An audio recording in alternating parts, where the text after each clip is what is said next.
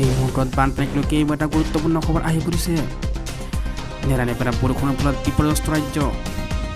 1,61,209 গৰাকী লোক বানত আক্ৰান্ত হৈছে ইতিমধ্যে। ৰাজ্যৰ 15খন জিলাৰ বানৰ কবলত পৰিছে ইতিমধ্যে।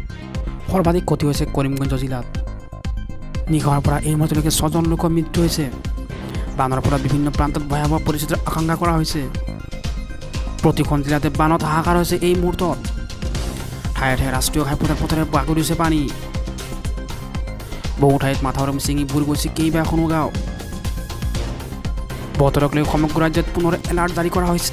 মোবাইলে মেছেজ প্ৰেৰণ কৰিছে প্ৰশাসনে। ইয়াৰ মাজতে বৰাক উপত্যকাৰ 3 জিলাত ৰেড এলাৰ্ট জাৰি কৰা হৈছে। উজনিৰ পৰা নামনিলৈ য়েল্লো এলাৰ্ট জাৰি কৰা হৈছে। 23 জুনলৈকে সাৱধানবাণী জাৰি কৰিছে বতৰ বিজ্ঞান কেন্দ্ৰত। ৰাজ্যবাসীক সতৰ্ক হৈ থকাৰ আহ্বান প্ৰশাসনৰ আৰু পৰিস্থিতিৰ মোকাবিলা কৰিবলৈ সাজু দুৰ্যোগ প্ৰশমন বিভাগ। পৰৱৰ্তী খবৰ, ৰাজ্যত ভয়াৱহ বান পৰিস্থিতিৰ মাজতে ৰাজ্যত সংঘটিত হৈছে ভয়ংকৰ ভূমিস্খলন। এইবাৰ বদৰপুৰত ভয়ংকৰ ভূমিস্খলন সংঘটিত হৈছে।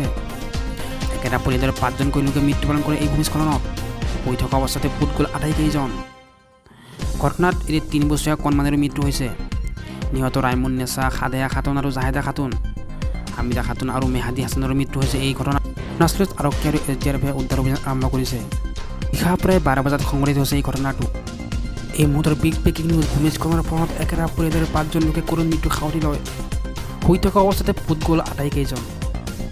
অন্য খবৰ, এইবাৰ নেৰানেপেৰা বৰষুণৰ ফলত বিপৰ্যস্ত ৰাজ্য।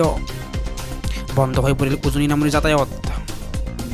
নেৰানেপেৰা বৰষুণত উভালি পৰিছে প্ৰকাণ্ড গছ বাগৰি পৰাত কলিয়াবৰত বন্ধ হৈছে ৰাষ্ট্ৰীয় ঘাইপথ। কলিয়াবৰত বুঢ়াপাৰাত উভালি পৰিল প্ৰকাণ্ড গছ। ঘাইপথতে আবদ্ধ হৈ পৰিছে শতাধিক যান বাহন। প্ৰায় 2 ঘণ্টা ধৰি যান বাহনৰ চলাচল সম্পূৰ্ণ বন্ধ। যান বাহন আবদ্ধ হৈ পৰাত দূৰণিবতীয়া যাত্ৰী হাহাকাৰ।